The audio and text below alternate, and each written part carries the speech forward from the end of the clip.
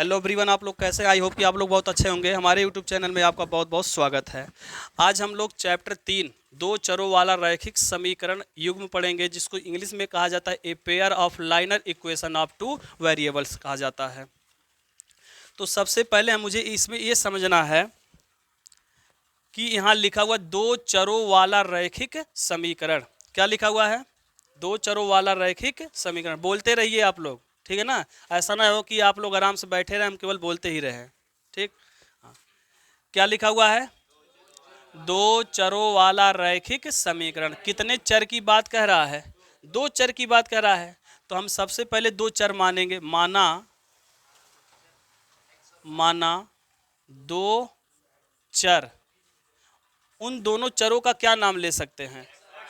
X और क्या ले सकते हैं? वाई। यक्स और वाई। यहां तक समझ में आ गया ना? बस आप चैप्टर का हेडिंग समझिए क्या कह रहा है। दो चर। तो अभी यहाँ चरों लिखा है, तो दो चरों, तो माना दो चर यक्स और क्या हो गया? वाई हो गया। कह रहा वाला रैखिक समीकरण। कौन सा समीकरण कर रहा है? रैखिक समीकरण। तो आपको चैप्टर नंबर 2 में पढ़ाया गया था रैखिक बहुपद। कौन सा बहुपद? रैखिक बहुपद। तो सबसे पहले समझिए कि बहुपद क्या होता है। तो मैं बताया था बहुपद के लिए आपको परिभाषा, कि नहीं बताया गया था? बताया गया था। जैसे यक्स और वाई है ना? यक्स और वाई इन दोनों को अगर गणित की संक्रिया का धन चिन्ह लगा देते हैं तो यक्स प्लस वाई क्या बन गया आपका? एक बहुपद बन गया। बना कि नहीं बना? बन गया। लेकिन बराबर जैसे ही शून्य लिखेंगे तो क्या बन जाएगा? रैखिक समीकरण बन जाएगा। जैसे फिर ले लीजिए 2x प्लस 5 लिखा गया तो क्या माना जाएगा? बोलो। रैखिक बहुपद माना जाएगा। क्या माना जाएगा? रैखिक बहुपद। तो रैखिक बहुपद 2x प्लस 5 लिखा गया है तो रैखिक बहुपद है। लेकिन जैसे ही बराबर शून्य लिखेंगे तो क्या माना जाएगा? रैखिक समीकरण। लेकिन हम पूछा जाए कि यह कौन से चर वाला समीकरण, तो आप बोलेंगे एक चर। क्या बोलेंगे? एक चर। क्यों? क्योंकि यहाँ पर केवल यक्स ही तो है। हाँ, अगर केवल एक ही चर है तो बोलेंगे एक चर वाला रैखिक समीकरण। दो चर है तो क्या बोलेंगे? दो चर वाला रैखिक समीकरण। अच्छा, बात आती है कि रैखिक समीकरण होता क्या है?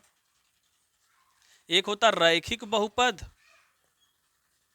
और दूसरा होता है रैखिक समीकरण। ध्यान दीजिएगा, यहां पर रैखिक बहुपद और क्या है? रैखिक समीकरण है। रैखिक बहुपद मैं बताऊं कि तो रैखिक बहुपद ये होता कि जिसके चर राशि पर केवल घात कितना हो? एक हो। मतलब चर राशि का मतलब यक्स है तो इस पर पावर कितना होना चाहिए? एक। अगर यक्स पर 2 हो गया तो ये है क्या? हाँ। यक्स पर 3 हो गया तो है क्या? नहीं है ना? तो यहाँ पर रैखिक बहुपद तो यक्स पर पावर कितना होना चाहिए? एक। यक्स पर पावर 2 नहीं होना चाहिए ना, तो यक्स पर पावर 3 नहीं होना चाहिए। अगर यक्स पर पावर 2 यक्स पर पावर 3 है तो रैखिक बहुपद नहीं है ना? और यक्स पर पावर 1 है तो रैखिक बहुपद है।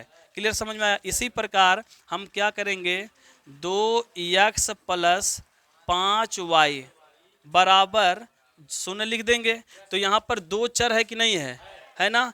तो दो चर हो गया। और दो चर वाला रैखिक कैसे मालूम? क्योंकि इस पर पावर कितना है? एक है। कोई दिक्कत इसमें? तो हो गया दो चरों वाला रैखिक समीकरण। आ गया समझ में? अब आपसे पूछा जाए कि दो चर वाला रैखिक समीकरण को कोई एग्जाम्पल दीजिए। कोई एग्जाम्पल दीजिए तो आप एग्जाम्पल दे सकते हैं 6x प्लस 4y बराबर 0। या कोई और बता सकता है 5x प्लस 3y बराबर 8 हो सकता है। आ रहा कि नहीं समझ में? आ गया दो चर वाला रैखिक समीकरण। कोई दिक्कत? कोई प्रॉब्लम? ठीक।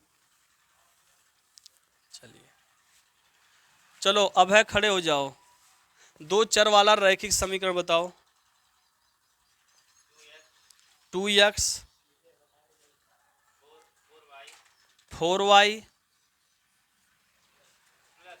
तब हाँ, तो बोलना पड़ेगा इसको। 2x प्लस 4y बराबर -5। कोई दिक्कत इसमें? नहीं ना? ये इस समय क्या है? दो चरों वाला रैखिक समीकरण है ना? लेकिन अभी युग्म इसमें लिखा। क्या लिखा है? युग्म मतलब होता पेयर होता है। पेयर माने जोड़ा, एक जोड़ा और बनाना है। 5x प्लस 3y बराबर 8। अब हो गया समीकरण नंबर 1 और समीकरण नंबर क्या हो गया 2 हो गया। अब ये बन गया आपका पूरा टोटल दो चरों वाला रैखिक समीकरण युग्म। आया कि नहीं समझ में? आ गया ना? देखिए दो चर था और दो चर वाले से एक समीकरण बना, फिर दो चर वाले से एक समीकरण बना, तो दो समीकरण हुआ, तो दो समीकरण है तो इसको क्या बोला जाता है? युग्म। तो बन गया क्या आपका? दो चरों वाला रैखिक समीकरण का युग्म। कोई प्रॉब्लम इसमें नहीं है। अगर आपसे पूछा जाए कि दो चरों वाले रैखिक समीकरण युग्म का व्यापक रूप बताओ, तब क्या बताओगे?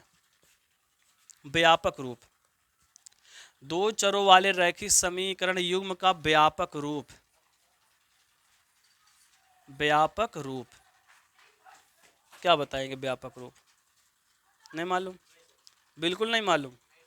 मालूम है तो बताओ। मालूम नहीं है ना? बताएं हम? बोलो जल्दी से। इधर देखो, इधर देखो, इधर देखो। a1x, नहीं समझ में आया? नहीं आया? हम कह रहा नहीं आया। a1x plus b1y plus c1 बराबर क्या हो गया? 0। हुआ कि नहीं हुआ? ये बन गया इक्वेशन नंबर। अब ऐसे फिर a2x plus b2y plus c2 बराबर 0। समीकरण क्या बन गया? 2। इसको बोलते हैं व्यापक रूप। कौन सा रूप बोलते हैं?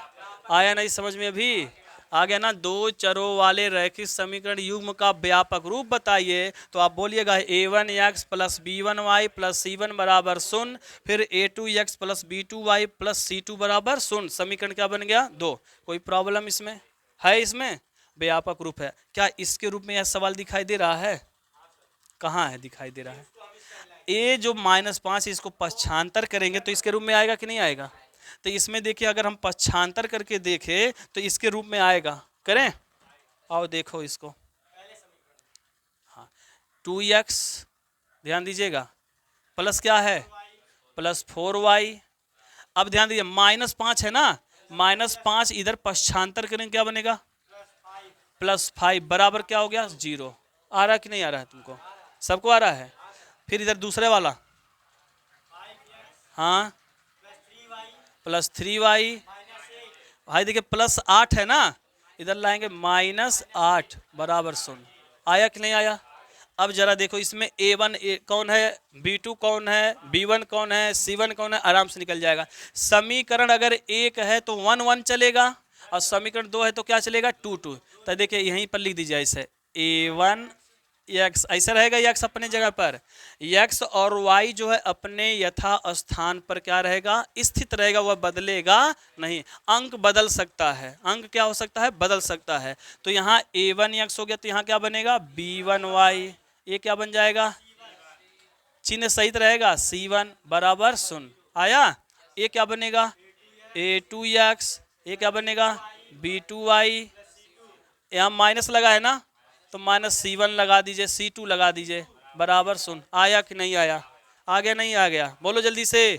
बिल्कुल समझ में आ गया ना? तो दो चरों वाले रैखिक समीकरण युग्म का जो हेडिंग था, जो चैप्टर का नाम था, उस चैप्टर का हमने परिचय क्या किया? बता दिया। कोई प्रॉब्लम इसमें नहीं ना? अब आगे हम बढ़ें? बढ़ें अब? चलो ठीक, फिनिश कर दे इसको। ठीक,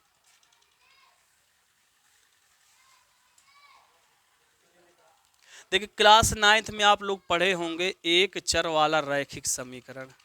सही है कि गलत? लेकिन यहाँ क्या पढ़ रहे हैं? यहाँ पढ़ रहे हैं दो चरों वाला रैखिक समीकरण। चलो आगे बढ़े तब हम लोग। चलिए ध्यान दीजिए, बैठ जाओ, बैठ जाओ, बैठ जाओ। चलिए, दो चरों वाले रैखिक समीकरण युग्म को हल करने का 4 विधि है। कितने विधि हैं?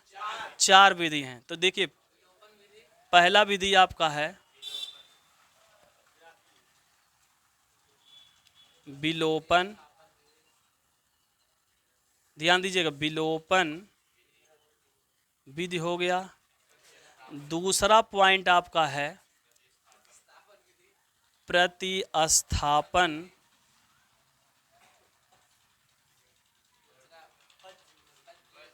विधि। तीसरा क्या हो सकता है? तीसरा हो सकता है आपका वज्र गुणन वज्र गुणन खंड विधि,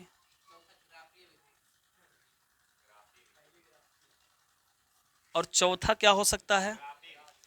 चौथा आपका हो सकता है ग्राफीय। कोई प्रॉब्लम इसमें नहीं। इन चार विधियों से मुझे दो चरों वाला रैखिक समीकरण क्या करना है? पढ़ना है ना। तो कल हमने आपको एक विधि समझाया था, शायद दो विधि समझाया था, है ना। फिर से एक बार रिवीजन हो जाए ताकि हम आगे बढ़ते जाए। आज कोशिश रहेगा कि ये तीन विधि एकदम समाप्त हो जाए। कोई प्रॉब्लम? शायद एक ही प्रश्नावली में तीनों विधि मिल जाएंगे, और ग्राफी विधि का प्रश्नल एक चैप्टर है ना। तो समय मिलेगा तो ग्राफी विधि बता देंगे, शायद आज चारों भी खत्म हो सकता है ना। चलिए बुक हमको दीजिए, तय बुक दीजिए।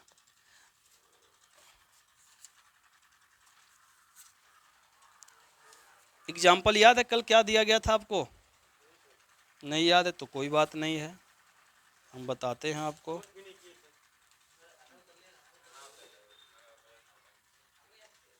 चलिए हम एक एग्जाम्पल उठाते हैं, है ना। कौन सी विधि का?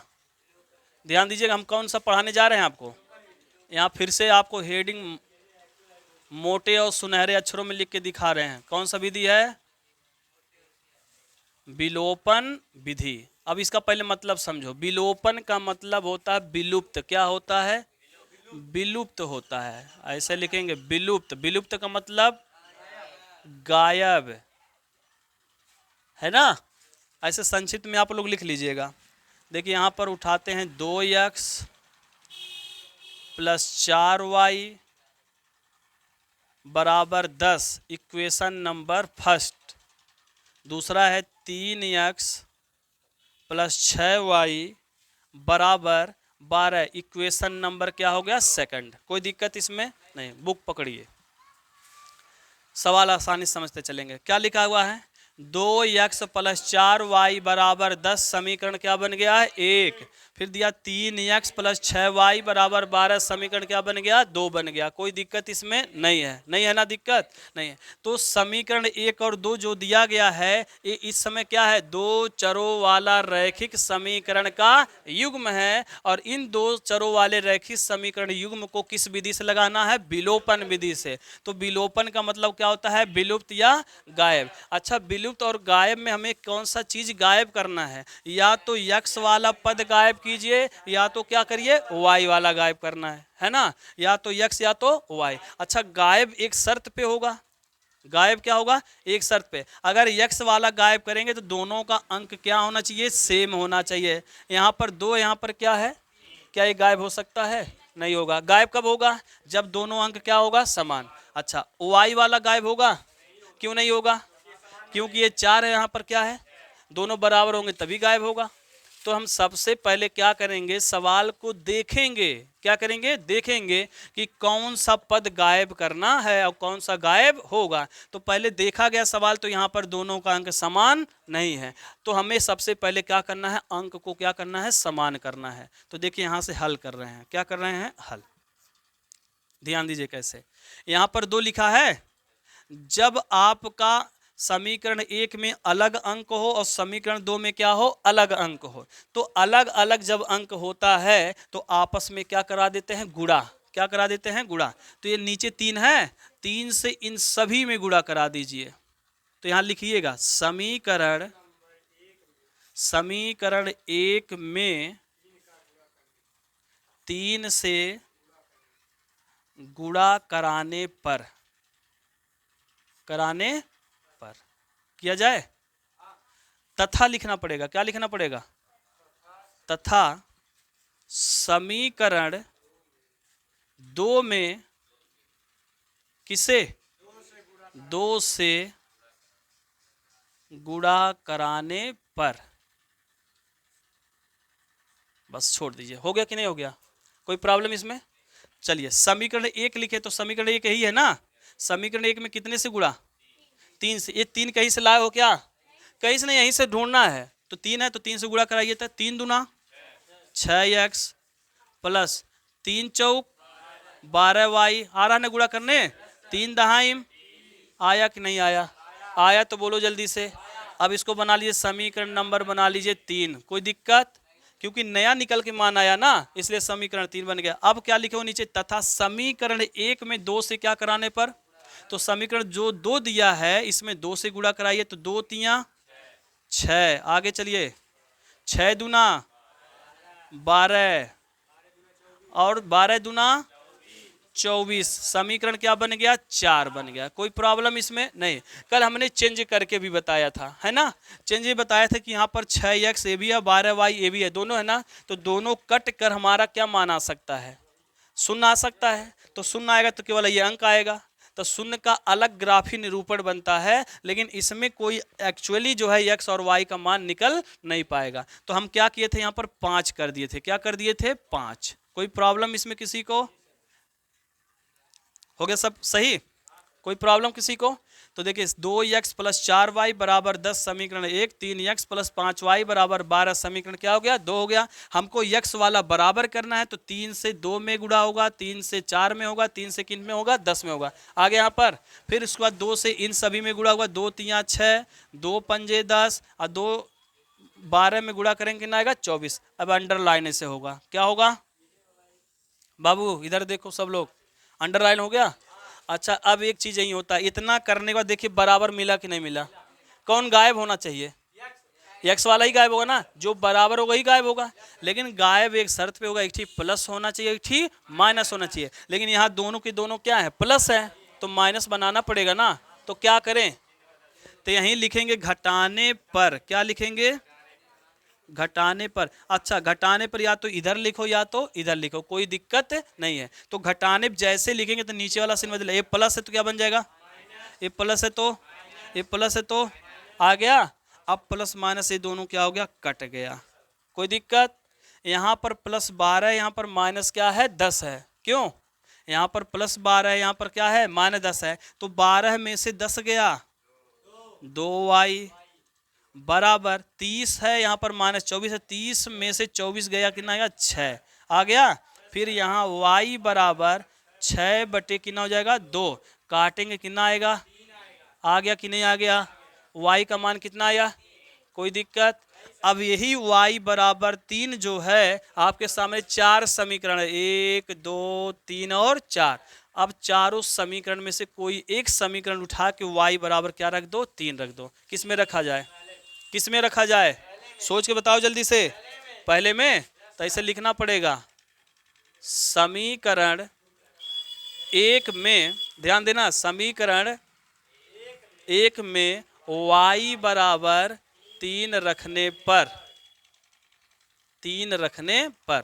चलिए समीकरण 1 कौन है, 2x प्लस 4y बराबर 10 हो गया। एक चीज बताया गया था, अंक और अक्षर के बीच में किसका चिन्ह होता है, गुणे का। ये अंक है और ये क्या है, अक्षर है, तो अंक और अक्षर के बीच में किसका चिन्ह, गुणे का। तो 2 गुणे x प्लस 4 गुणे y, y का मान कितना आया है, 3 बराबर 10 है। 2 में x का गुणा करेंगे 2x ही आएगा, बात वही है, रहने दीजिए इसे, 2x हो गया। फिर देखिए 4 तिया बराबर 10 हो गया, कोई दिक्कत? अच्छा, बराबर के इधर भी अंक है, बराबर के इधर भी अंक है, तो अंक को क्यों ना एक तरफ कर लिया जाए। तो यहाँ हो जाएगा 2 गुणे x बराबर 10 हाई प्लस 12 इधर आएगा, माइनस 12 आ गया, कोई दिक्कत? अब देखो 2 गुणे x बराबर, अब देखिए यहाँ प्लस 10 है, यहाँ पर कितना है, माइनस 10 है। क्या प्लस माइनस जुटता है? जब नहीं जुटेगा तो क्या होगा, माइनस 12 में से प्लस 10 घटेगा तो आएगा माइनस 2, हो गया। फिर x बराबर माइनस 2, हाई गुणे है ना, इधर आएगा बटे 2, कट के कितना आया, माइनस 1 आ गया। आया कि नहीं आया? तो हमारा मान कितना आया, x बराबर माइनस 1 आ गया और y बराबर 3 आ गया। हमने विलोपन विधि सीख लिया कि नहीं सीख लिया? कोई प्रॉब्लम इसमें, बोलो जल्दी से, नहीं ना। अब विलोपन के बाद कौन सी विधि आएगी, किसी को पूछना इसमें, बोलो जल्दी, फिर से पूछना तो पूछ लो। सर जी एक बार फिर से बता दीजिए, सर जी मुझे यहाँ नहीं आया, सर जी ये कैसे आया, पूछना तो पूछ सकते हो। पूछना है किसी को? अब है इधर मिटका दें तब आगे बढ़े तब। हाँ, कुछ पूछने वाले हो? नहीं, ठीक, फिनिश करें।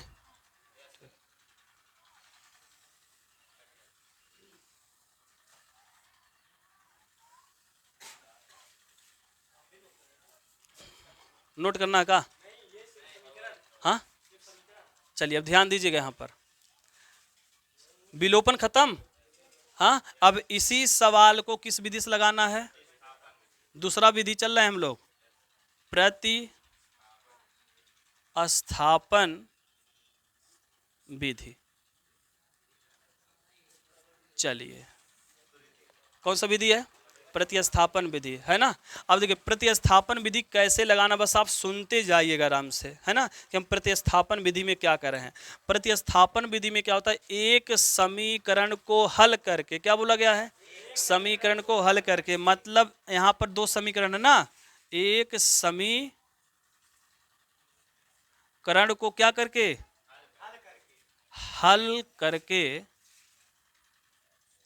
x या y का मान प्राप्त करते हैं। क्या करते हैं? नहीं समझ में आया? क्या आया? एक समीकरण को हल करेंगे, हाँ, उसमें से या तो x का मान निकालेंगे या तो y का। कोई दिक्कत नहीं आ रहा समझ में?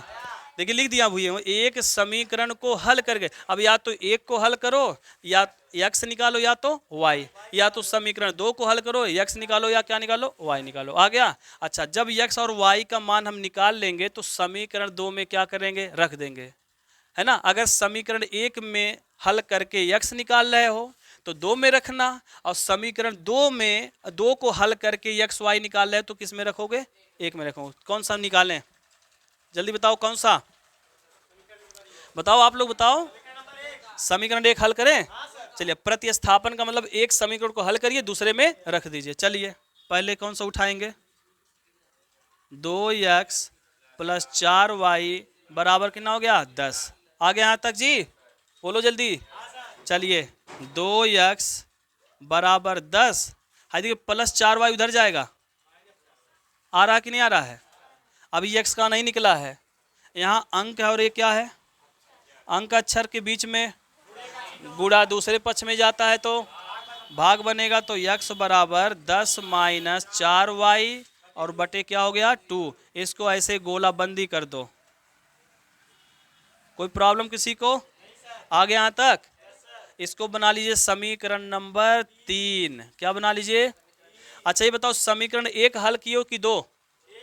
ये समीकरण एक हल किए हो ना जी, हाँ, तो एक हल किए हो तो 3 निकला है, तो यही x का मान समीकरण दो में क्या करो, रख दो। अब यहां लिखना पड़ेगा आपको, क्या लिखेंगे, समीकरण दो में x का मान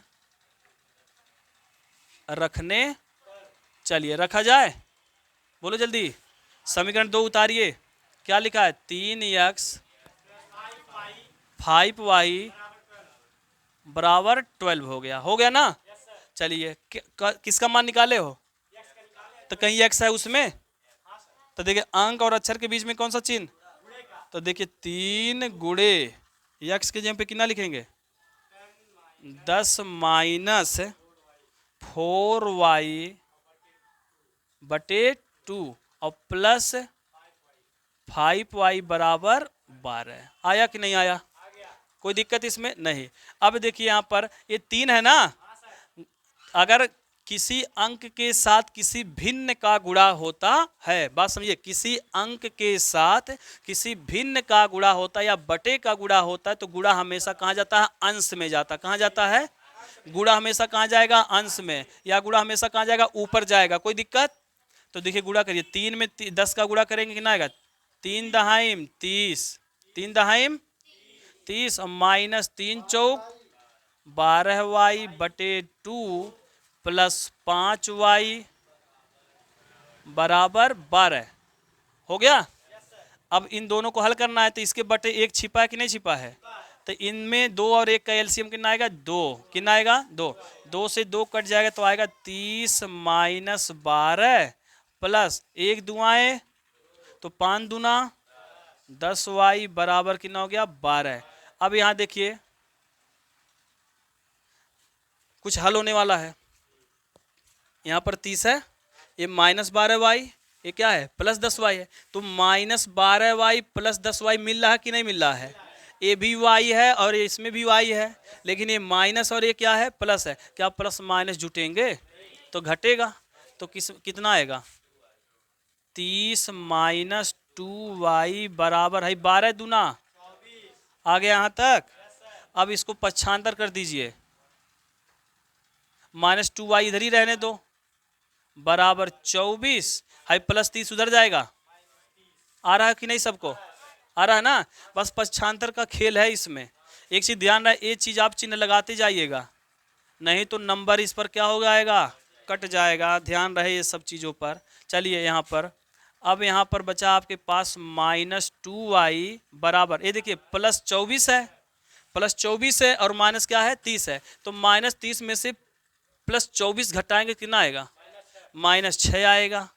अब माइनस माइनस दोनों तरफ है कट गया, तो 2 1 कम 2 और 2 तिया, तो y बराबर आया कि नहीं आया? y बराबर 3 आ गया कि नहीं आ गया? अब y बराबर जब 3 आया तो यही y का मान समीकरण 3 में क्या करो रख दो। रख दिया जाए तो ये लिखना पड़ेगा पुनः, क्या लिखेंगे पुनः x बराबर 10 - 4 गुणे y जगह पे 3 बटे 2, तो x बराबर 10 - 4 तिया बटे 2, फिर x बराबर -2 बटे 2 घटेगा कितना आएगा, मतलब कटेगा कितना आएगा -1। आया कि नहीं आया? हमने विलोपन विधि से लगाया तब भी y बराबर 3 और x बराबर -1, और प्रतिस्थापन से लगाया तब भी x बराबर -1 और y बराबर 3 आया। आया कि नहीं आया? कोई दिक्कत हो तो बताओ। नहीं है ना दिक्कत? 2 विधि आ गया। चले तीसरे विधि पर। पूछना है कहीं पर? पूछना तो पूछना, बता लो। हाँ नोट करना है, नोट करना है, करना है, करना है इसको। ठीक है करना बाबू, तनी स्टॉप करो इसको तो बस 1 मिनट। एक देखिए ऐसे बना होगा चिन्ह, ध्यान दीजिए, एक ऐसे बना होगा और एक ऐसे बना है ना, तो इस पे ने क्लिक करिएगा, एक गोल वाले पे करिएगा।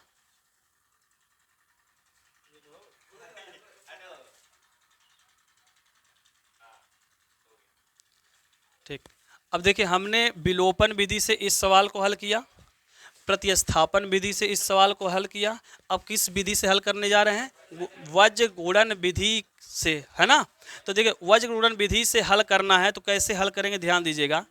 इसके लिए आपको ठीक है 2 चरों वाले रैखिक समीकरण का व्यापक रूप का सहारा लेना है। बाबू बात मत करो, इधर देखो। इस समीकरण को इस विधि से हल करने के लिए हमने छेड़ा नहीं था ना, बोलो जो नहीं ना। A1 B1 C1 A2 B2 C2 ऐसा नहीं किया था, किसमें? विलोपन में और प्रतिस्थापन में। लेकिन वज्र गुणन विधि से हल करने के लिए आपको A1 B1 C1 A2 B2 और C2 की सहायता लेना पड़ेगा। तो अगर हम A1 B1 C1 A2 B2 C2 की सहायता से लगाते हैं, तो इसके लिए सबसे पहले इस समीकरण को व्यापक रूप में क्या करना पड़ेगा? परिवर्तन करना पड़ेगा। देखिए व्यापक रूप में कैसे बनेगा, ध्यान दीजिए। सबसे पहले इस समीकरण को A1x + B1y + C1 बराबर 0 हो गया। A2x + B2y + C2 बराबर 0। इसके रूप में इस समीकरण को क्या करना है? ढालना है ना। इसके रूप में इस समीकरण को क्या करना है? ढालना है। तो कैसे ढालेंगे ध्यान दीजिए, बताइएगा आगे आप लोग। देखिएगा 2x + 4y हो गया। ये जो +10 है इधर आएगा, क्या बनेगा? बराबर, कोई प्रॉब्लम? अब ये बन गया समीकरण नंबर 1, कोई दिक्कत नहीं ना। और उसके बाद इसको भी बनाइए, 3x + 5y + 12 इधर आएगा -12 बराबर 0, समीकरण नंबर 2। क्या इसके रूप में हुआ कि नहीं हुआ? है ना। सबसे पहले क्या करेंगे? सबसे पहले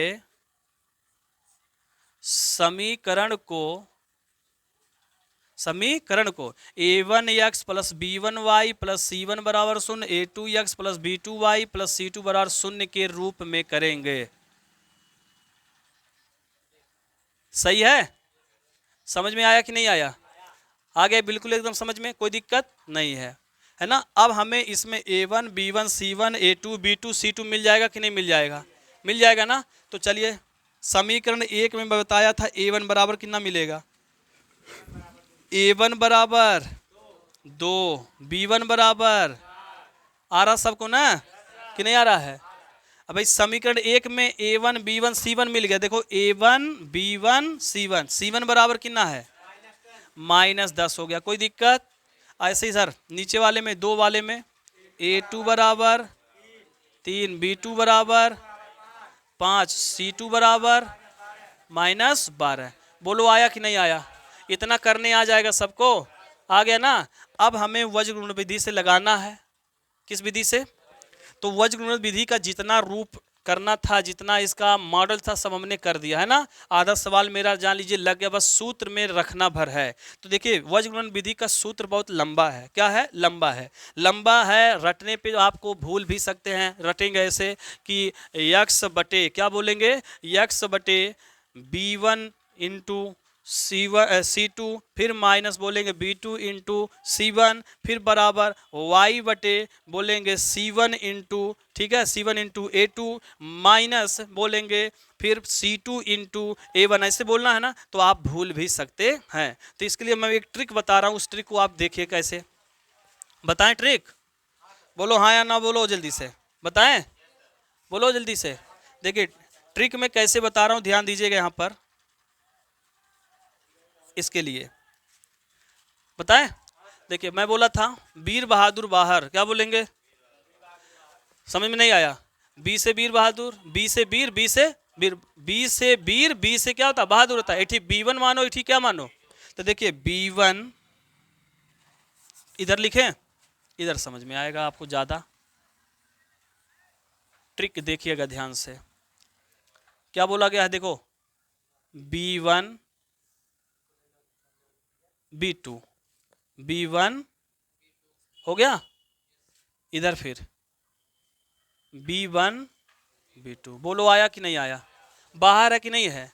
बढ़िया है। बी से वीर बहादुर और बी से बाहर, कोई दिक्कत नहीं। तो देखिए b1 b2, b1 b2 बाहर हो गए। अब अंदर इसके क्या होंगे, ध्यान दीजिएगा। यहाँ c1 होगा, यहाँ पर क्या होगा, यहाँ पर a1 होगा, यहाँ पर क्या होगा? बोलो, इसको एकदम इमेजिकल याद कर लो, एकदम दिमाग में सेट कर लो, है ना। रटने से ये नहीं आने वाला है, आप इसके मेथड को एकदम सीन याद कर लो, कैसे सर जी बताए थे। तो हमने कैसे बताया था आपको, b1 b2 बाहर हो गया, b1 b2 बाहर हो गया, अंदर क्या, c1 c2 a1 a2 आ गया ना, कोई दिक्कत नहीं है। अब ध्यान दीजिए यहाँ पर हम क्या कर रहे हैं, e वाला जो है x है, ए वाला यहाँ से क्या है, y है, और ये वाला यहाँ से क्या है, 1 है। कोई दिक्कत नहीं आया समझ में? कोई दिक्कत नहीं। अच्छा तीर कैसे चलेगा, एक बार तीर नीचे ऊपर से कहाँ चलेगा, हाय देखिए ऊपर से कहाँ चला है, नीचे, और फिर नीचे से ऊपर। ये तो x वाला मान हो गया। फिर देखो यहाँ y वाला मान कैसे चलेगा, ऊपर से नीचे और नीचे से, फिर ऊपर से नीचे, फिर नीचे से। बोलो आया कि नहीं आया?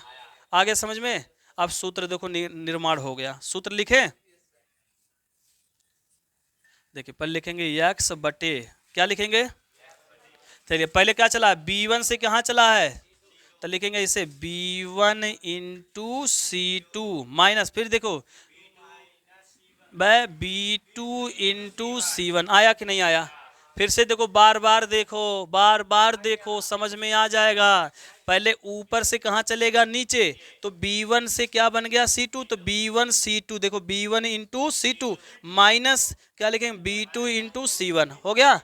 अब यहाँ बराबर लिखेंगे y, क्या लिखेंगे, अब देखिए y बटे करना है। अब यहाँ से क्या होगा, c1 इंटू, बहुत सही, c1 into a2 minus C2 into A1। जब 2-3 बार घर पे आप इसका प्रैक्टिस करेंगे अपने आप याद हो जाएगा कि कैसे सूत्र निकला है। क्या रटने की जरूरत है? रटने की जरूरत है नहीं। फिर देखो बराबर 1/, अब की बार बोलो। हाँ A1 इंटू B2 माइनस, आया कि नहीं आया? सूत्र निकल गया, आ गया अच्छे से ना। तो वज्र गुणन विधि का सूत्र आ गया कि नहीं आ गया? अब ऐसे रटोगे कैसे, ट्रिक से आप लगाओगे? बताओ जल्दी से। ऐसे रटेंगे तो भूल जाएंगे आप। कैसे होंगे? x/b1 इंटू C2 माइनस, फिर कहोगे C2 इंटू भुला गए, है ना। जब भुला जाओगे तो कुछ होने वाला है? कुछ नहीं होने वाला। गलत सवाल लगा के आओगे या तो लगेबे नहीं करोगे। और आप मेथड सीखे रहेंगे ना तो आपको कहीं प्रॉब्लम नहीं होने वाला। चलिए अब कुछ नहीं करना है। अब इस सूत्र में जो आप A1 B1 C1 A2 B2 C2 का मान निकाले हो ना, इसी मान को उठा के रख दो, इसी में रखा जाए। चलिए चलिए B1 का मान बताओ कहाँ है? 4 है, बहुत सही। इंटू का मतलब गुणे होता है, गुणे। C2 का मान -12 आ रहा समझ में? माइनस B2 का मान 5, C1 का मान -10। एक हो गया Y वाला। चलो C1 का मान -10 हो गया। चिन्ह पर विशेष ध्यान रहे इसमें। उसके बाद A2 का मान देखिए 3 है, बहुत सही। माइनस C2 का मान -12 हो गया। ये देखो यहाँ माइनस, यहाँ भी माइनस है ना, इसको ब्रैकेट में लिख दीजिए, -12 हो गया। A1 का मान बस गुणे कितना लिख देंगे? 2। फिर बराबर 1/, A1 का मान कितना है? 2 हो गया। B2 का मान 5 माइनस A2 का मान 3 है। गलती न करना। B1 का मान 4, हमने सम्मान रख दिया। क्या कठिन लग रहा है? नहीं ना। तो यहाँ पर अब देखिए x/, हाय देखिए -12 में 4 का गुणा करेंगे, -12 में 4 का गुणा करेंगे तो 12 चौक कितना होगा? -48। कितना होगा? हाय देखिए माइनस माइनस बनेगा प्लस, 10 पंजे आ गया। फिर बराबर आगे चलिए y का मान निकालिए, y/, हाय थोड़ा ध्यान रहे, ठीक ना, उल्टा सीधा ना होने पाए। चलिए यहाँ पर -30, यहाँ देखिए प्लस माइनस माइनस क्या बनेगा? प्लस। 12 दूना 24 आ गया। आगे बढ़ते चलिए 1/5 दूना 10 -12, यहाँ तक आ गया कि ना आ गया? कोई दिक्कत? फिर देखिए x/, यहाँ -48, यहाँ +50 है। क्या माइनस प्लस जुटता है? नहीं जुटेगा, हमेशा अधिक वाले में से ही घटेगा। तो 50 अधिक है, वो भी कौन सा चिन्ह है? प्लस है। तो +50 में से -48 घटाएंगे, आएगा 2। कितना आएगा? तो आएगा x/2 बराबर y/, -30 है +24 है, कितना आएगा? -6 आ जाएगा। आ रहा ना समझ में घटाने? फिर बराबर 1/, देखिए यहाँ +10 है, -12 है, तो -12 में से +10 है ना, तो आएगा -2। बोलो हाँ, आया कि नहीं आया? यहाँ तक आ गया अच्छे से? हाँ, क्या आंसर आ गया? अभी नहीं आया है, अभी नहीं आया। अब सुनिएगा, आंसर लाने का सबसे अच्छा तरीका है। बाबू इधर देखो, एक बार x का संबंध 1/-2 से जोड़ेंगे और एक बार संबंध जोड़ेंगे y/-6 से, इसका संबंध तो 2 बार लगाना है। चलिए लगाएं। इधर देखो, अब आगे बढ़ रहे हैं। x/2 बराबर, x/2 किसके साथ जाएगा? 1/-2। कैंची गुणा करने आता होगा? या तो इसे नीचे नीचे काट दो, काट दिया जाए, कट गया।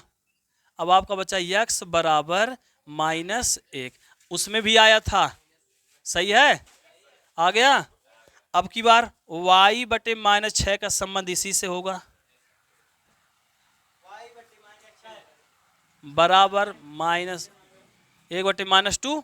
हाई माइनस माइनस कट गया, 2 1 कम 2, 2 तिया कैसे गुणा करो, y एक अन्नम y और 3 1 कम 3। देखिए आया कि नहीं आया, आया ना, आया ना। तीनों के तीनों विधियों से आंसर एक ही आया। हमने विलोपन विधि से लगाया तब भी वही आंसर, प्रतिस्थापन से लगाया तभी वही आंसर, वज्र गुणन विधि से लगाया तब भी वही आंसर आया। क्या हमने तीनों विधियों को सीखने में कोई कठिनाई लिया? नहीं ना, आसानी से सब आ गया। कोई प्रॉब्लम हो तो बताओ, कहीं पूछना है? नहीं पूछना है? पूछना तो पूछ लो, मन में अगर ऐसा कुछ लेकर बैठे हो तो पूछ लो, तो नहीं पूछना तो कोई बात नहीं, नोट कर लीजिए आप।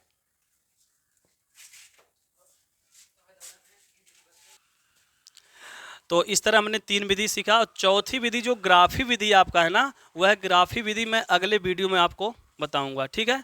तो जय हिंद, जय भारत।